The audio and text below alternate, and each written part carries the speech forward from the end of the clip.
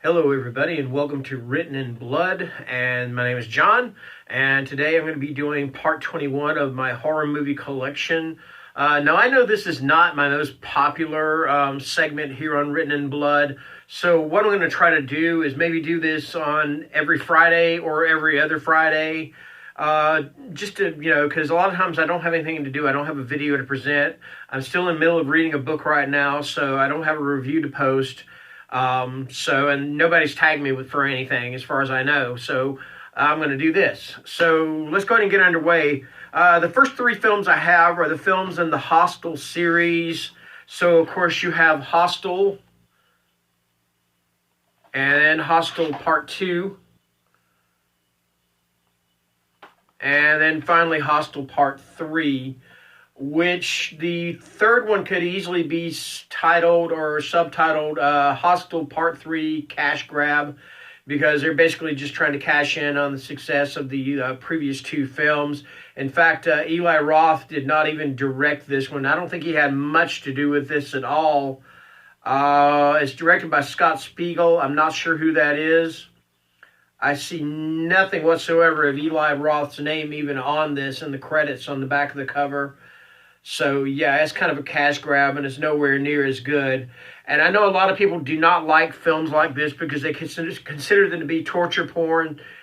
And, yeah, they are. But I actually enjoy these films, not because it's showing people getting hurt, but because I actually had a small conversation with Eli Roth whenever I had a MySpace account. Now, how long ago was that?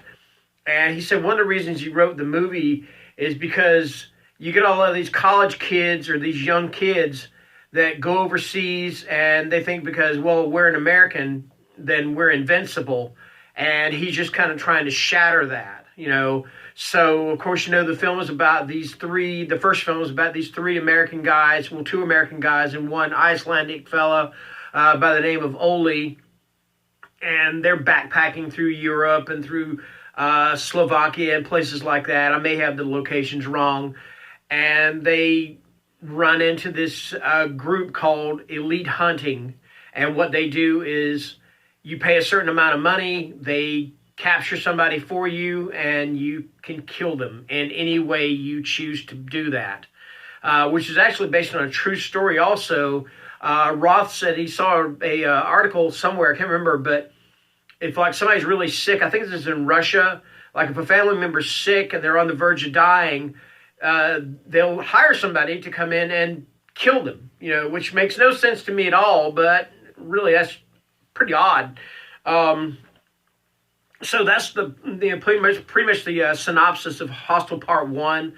And, and Hostel Part 2 is pretty much the same thing, except it's three women. And if you've never seen Hostel Part 2, there is a death scene in this movie that I think is one of the best death scenes of any horror movie I've ever seen. And it's kind of an ode or a kind of an homage to the Countess Bathory, who used to bathe in the blood of these young girls because she thought it would make her look young. So if you've seen the movie, you know what part I'm talking about. And this is actually one of my favorite sequels of all time as well. In fact, I think this actually may be a better film than the first Hostel. So yeah, that's that. This is Hostel Part 2 and Hostel Part 3, aka Cash Grab. Okay, next up I've got a film from Ty West. This is a slow burn.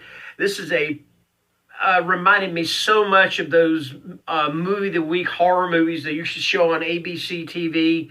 And this is actually a fantastic movie. Like I said, it's a slow burn of a movie, but it's well worth it. And I'm talking about The House of the Devil. And it's about this young girl that's hired by this rather eccentric couple to babysit.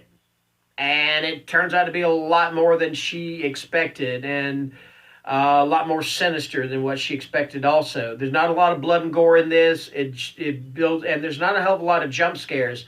It builds on suspense. It builds on thrills. And I think it's one of the best movies I've ever seen in the past 10 years. And this is directed by Ty West.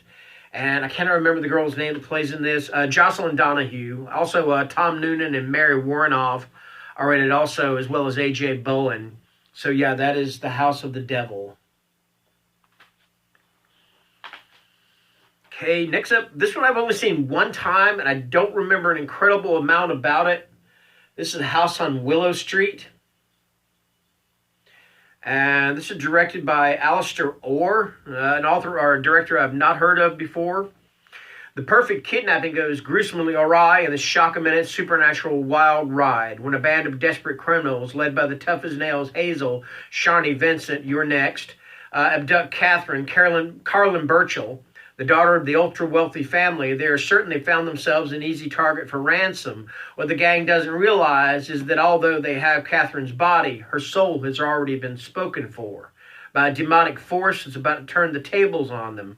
As Catherine's captors confront demons, both personal and supernatural, it soon becomes clear to Hazel that for this simple ransoming, there will be hell to pay.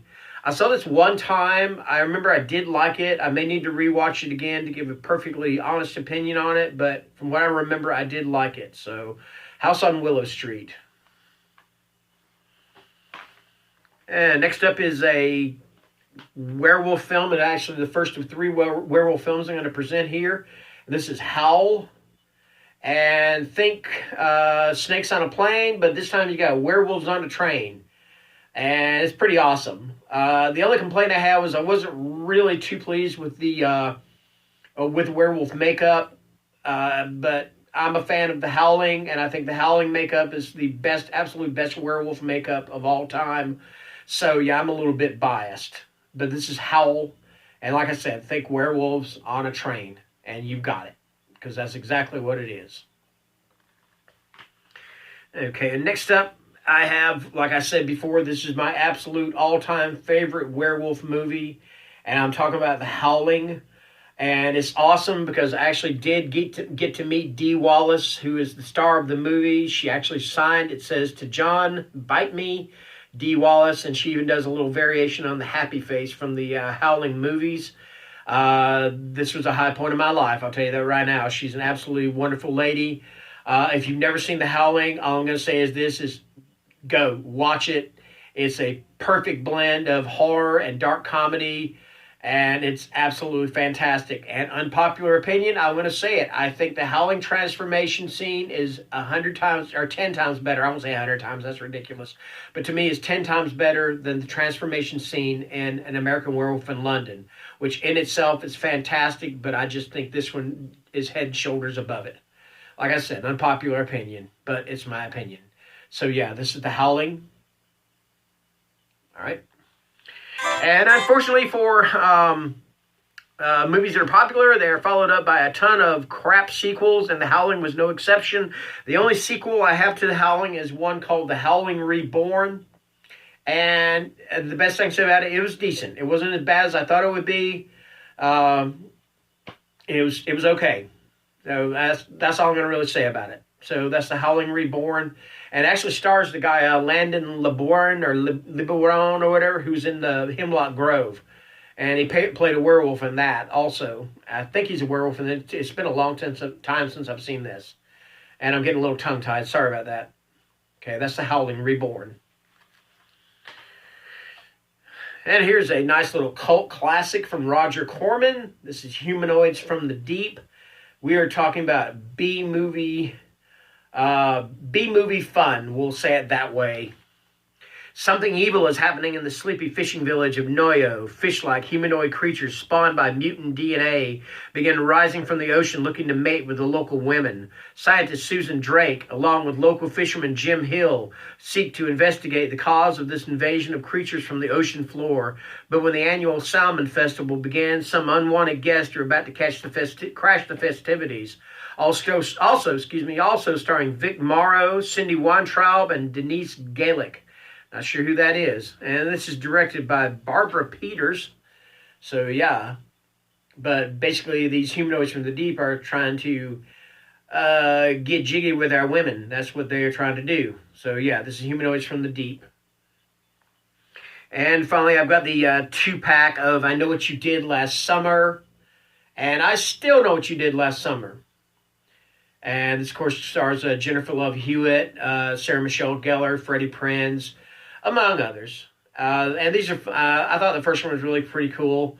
I also felt though it was kind of I don't know, I kind of got a Scream vibe without it being a Scream movie from it also. But anyway, this is I Know What You Did Last Summer, slasher goodness. And of course, I Still Know What You Did Last Summer also, and more slasher goodness, just not quite as much. And that's it. So that's going to do it for part 21 of my horror movie collection.